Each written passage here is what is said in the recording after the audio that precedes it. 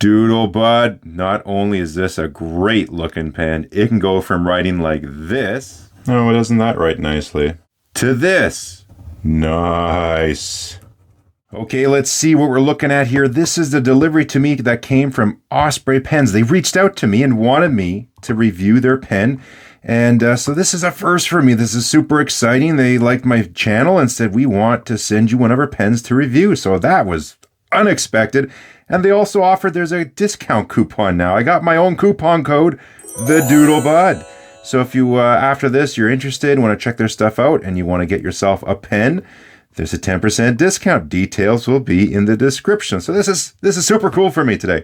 Anyways, came in this lovely box. It got dinged by the postal service there. That's their bad. It was way more organized than this, with pen sleeves and the little hoop-a-doop here that holds everything down. I just been playing with this thing nonstop since I got it. But there's extra nibs and feeds and clips even, and all that good stuff. I'm going to get to that, and we're going to get to the pen. But first, this lighting is just doing a terrible job at showcasing this color. It's more like a beautiful raspberry. So I went outside, did some quick glam shots.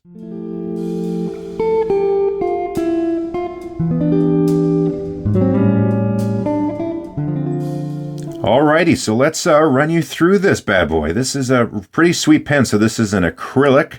Osprey Pens, I hadn't heard them before they reached out, but glad I got familiarized with them, and let alone got a pen from them. This is super cool. I saw their online site, the pictures, the design was very interesting, and so I took them up on their offer. Anyway, so here we go. It's no finials on the end. It just has this beautiful acrylic. They also come in ebonite as well. We got gold clip. It's got the Osprey name on here too. I think this was done with a laser. That's what happens when you use a laser to etch it in there. It's a little slightly rough finish, but it doesn't bother me at all. Roller clip here. This is the smoothest roller ball on a pen clip I have come across. I have like a Leonardo, the knockoff Delta Dolce Vita that I have by Marta Modena. They all got those, and they work very well, but this is definitely the smoothest. Those other ones are a bit crunchy, so to speak. But here we are. You can see some of that depth to the acrylic that's in here as well. Really nice. This is a screw-on cap, so I will show you what that's about too. I never had a pen like that before. Sorry for the focus. This is a new phone. I hate this Samsung phone. There, I said it. 1.5 turns, about one and a half turns to get it off. There's no liner in the cap, but it's made very well. Comes down to this nice section here. You got the threads on here, a bit of a step down. These threads are really nice. I'm going to take everything apart, you'll see, but really good job on the threads. They got their own branded Osprey Pens nib. This is a fine. This is a number. It's a size 6, and got the matchy gold to go with the pen clip there as well. Come down to the end, little step down onto here as well. Check out these threads. Okay, so you crack it. If you can do this with a pen, you got good threads. Like, really good job, and right back on. I can do that all day. That's very satisfying. We go on to the converter. It is a thread-in converter as well. Not going to take it out for obvious reasons, as you can see, but fits back together really nicely. And of course, like for me, it's a good size pen. We're going to do size comparison. It's very close to like a Mont Blanc 149. For this size, again, this is a personal preference thing for my hand. A little bit of either a girthier section or longer, would just rest my giant mitt a little bit better, but that's no problem. What I do is I find if one's a little too small, I just kind of spread it out a bit, pull the thumb back, adjust, and I have no problem writing with it. So I've been using it for notes and all sorts of stuff here for a week now. Really like how it feels. There's no burrs, no sharpness anywhere. It's just really, really nice. So what I'm going to do next, I'm going to take it apart, show you all the other bits as well. We'll put it back together. Talk about a little comparison. We'll do writing sample, all that kind of standard stuff, what I like, what I don't like, and give you a little more details on the discount we got going on, which is super cool. So here we are with the pen fully disassembled, got everything kind of nicely arranged. We got the main body. This is the cap. The clip comes off. That's the top of the cap to hold the clip down. We got the section here. So again, this is the Milano pen. Comes with the converter, threaded converter. feed and their standard number 6 size nib. Then they got the next stage.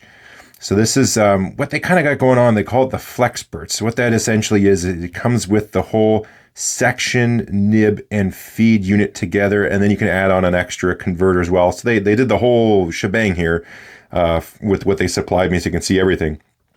So this is a 5.5 nib. This is a medium stainless steel, but it's a flexi version as well. So we're going to go through all these. Proper feed and section and all that for that. And then we got the whole Zebra G one. Let me bring it over here so you can see.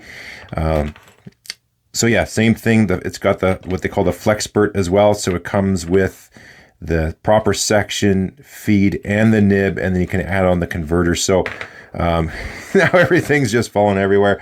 But these are really great because that's one of the challenges you have with the Zebra G is it's really cool. I did like the, what was it, the Jinhao X750 or 450, whatever it is you get. Like I bought a few of these nibs, tried them on other pens, didn't work well. So then got the cheap Jinhao, put it on there, lots of railroading. And I guess you can fit these to other pens, especially if you have a nice deep groove ebonite feed, but there's some modifications and doodads you got to do. So they just solve that by having a proper ebonite feed designed to fit these different nibs and a section to go with it. So you can just like hot swap in and out. You can just have your regular deal in there and you can go right back to this flexi deal. You can go between this other one. So it's really great. You can have, I've talked about this before, one pen, many nibs, and they make the whole process really, really easy to do. Thought I would show you this as I put everything back together. Their YouTube channel is full of really great stuff as well. Lots of great instructions. One of them was where to place the Zebra G on the feed. So they recommended this last cutout there, okay, on the feed. You line it up with the little notch cutout there on the nib, line it up to your section here and fit it together. So nice tip that they did that on their YouTube channel, so everyone can know exactly how to line up their nibs and feeds. This is a fairly light pen, even though it's quite large. So let's see what we're pulling in. About 23.5 grams for the full pen. And let's get you somewhere. There we go. 14.3 for the body. So how big is the pen? Well, you know, it's a decent size. That's Mont Blanc 149 off to its right, TWSBI Eco, Visconti Homo Sapien, and then a Noodler's Ahab. So it holds its own with those ones. Here they are with the caps off, so you can see it holds its own. It's a good size pen. These are all, you know, decent size and fairly large pens, regardless of price point. So there you go. Let's get this thing writing already. For the sake of time, since I got 3 different nibs to test, I just did it all ahead of time. You can watch my other video where I took my time and did some nicer writing, but this is the number 6 fine. It runs really well, like very, very true to a fine nib size. Wetness is good, very smooth, very enjoyable. This is my favorite nib for regular usage with this pen. It's quite nice. The ink is Diamine Sargasso C. Next up, this is their medium. It's a 5.5. It's also a flex. So that's interesting that you can have a different nib point and still get flex. So that's they got a lot of options as far as nibs go. There's your regular for a medium. It's quite, again, what you would expect for a medium. Then you can put some flex into it. I wouldn't say as much as, say, a Noodler's Ahab, but just a nice little bit of line variation. Very wet as well. This has Noodler's Black. And then finally, the Zebra G. Again, my other video, I took my time. I'm using the same thing, Robert Oster Thunderstorm. When I got the pen originally, inked it up, this thing didn't miss a beat once. I've taken it apart, washed it, cleaned it, played with some other inks, and I find it does railroad more. Not that it's a ton, but it did railroad a bit more, miss a bit more. So I tried to align the nib and feed just so, thinking maybe I'll reheat set it or something like that. So just, want to share that with you. It was perfect, absolutely flawless when I got it. Now that I've messed with it and played with it, it's not quite as perfect, but there you go. You can do all sorts of fun things with those crazy flex nibs. So let's wrap this thing up. Thought I would add this on as well, since the tip of that Zebra G is so fine. If you want to do some super small writing, if you're a micro printer, it's not only can get super flex, you can get micro printing as well. So these are 5x5 squares on this grid pad. So my overall impression of the Milano Osprey pen. This is the Red Jasper, as I mentioned. I really like it. Just one, initially, the aesthetics. You look at this and go, wow, that's a really nice, gorgeous looking pen, especially with the acrylic here. There's lots of other color options. Here it is on the screen. These are their other acrylics. They all look pretty darn good. And then ebonite as well. So those look good. Check their website. They got some really nice high-res images as well. Overall build quality, built really well. You know, when I find really nice threads, I know they're doing lots of nice things overall. So yeah, I like the build quality. It's built really nicely, really well. Everything's smooth, no burrs, all that. Just that ball turning really well is great. The nib options. Okay, so that I have to do a separate page just to show you all the nib options. So with a regular pen, you typically have extra fine, fine, medium, broad, sometimes a stub. Okay, so hang in here. They have extra, extra fine, fine, medium, broad, stub. Okay. Starting, they said, in about a week, these are new nibs that are coming. So they'll have a oblique left, oblique right, architect broad, architect double broad, and a zoom. Actually, I just finished reading Robert Munch's Zoom to my daughter at bedtime. That's hilarious. They got the Zebra G, as you saw. There's also that 5.5 flex, which comes in extra fine, medium, and broad. There's a Fosbronze nib, which is one step below this, but more flexier than that. So it's an interesting nib. It looked really cool. Check out the site. They got gold in fine and medium. 20 nib options in total. That's insane. As far as dislikes, what don't I like about it? I thought maybe the whole screw-on cap thing for posting it would bug me. But it's fine for short sessions because it is a long enough pen. I write it with it unposted, but if I'm going to write longer, I do find the balance, at least for me, because the cap is so light, it actually feels a little bit better when it's posted for me. So if I'm going to do a longer session and do some notes and do a lot of writing like I was doing for the sample here, posting it was fine. You just have to keep in mind, like, it's only 1 1/4 turn, so it's super quick, or 1 1/2 or so. But when you put the cap on and you turn it, depending which way you start, it could be off to the side or at the bottom, so that might bug you, right? You put it here and the clip is there. So at least with mine, check your pen if you do get one, is mine starts at just about the 9 o'clock position, just past 9 o'clock, and you turn it on, and now the clip is aligned and everything, the world is complete again, right?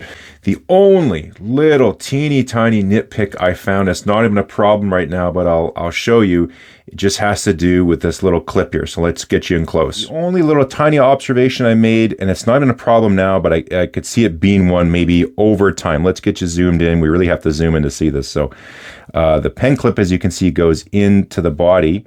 And if I can focus it, we can see it better. There we go. This unscrews, okay, and then it comes down, clamps on it, okay. Now, there is a little bit of place, so I can pull it in and out a little bit, and it can go up and down just a little bit if you see. And then that translates into a little bit of a wiggle. It's not bad at all. It's just a little bit, but I just can wonder about over time, 5-10 years from now, a small wiggle can turn into a big wiggle. So how this comes apart is just like this. You have this cap, it pops off, the clip comes off. It's nice for cleaning because you can get in there and really clean everything out.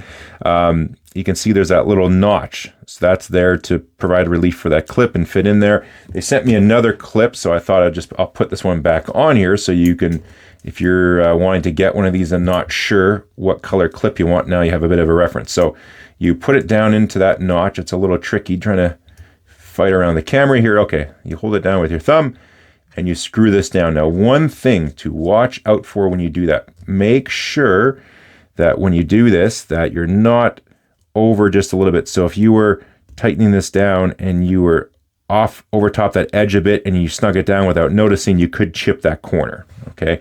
But one little thing, I did a little engineering on here, and I thought, well, how could you fix that if I was making this? You know, what could you do? So again, I don't want to tell them how to make their parts or overstep my bounds here, but this is just a little side profile of this plug here, right? So you get the idea. One way to fix that, so what has to happen if you just had a little, if you were pressing this down a little bit further down into that relief, into that bore, it would apply pressure onto the ring and you wouldn't have that slop. So one way you could just machine this into here.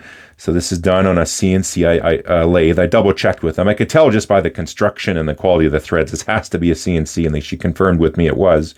So you could just put an extra ring while you're doing this part. Instead of a straight tool path to cut that off, you could just have an extra little ring on there. You can even round that too. You can do whatever you want. And that way it could catch on this top surface and clamp it down. Another option, if they have the clearance, the room, you could put just inside there the slightest of slight tapers coming from the center, just a small one at a small angle, and then still leave this surface here flat. So that way when it tightens down, all the parts are flat and there's no gaps. And what that would do, the pen clip would catch on that.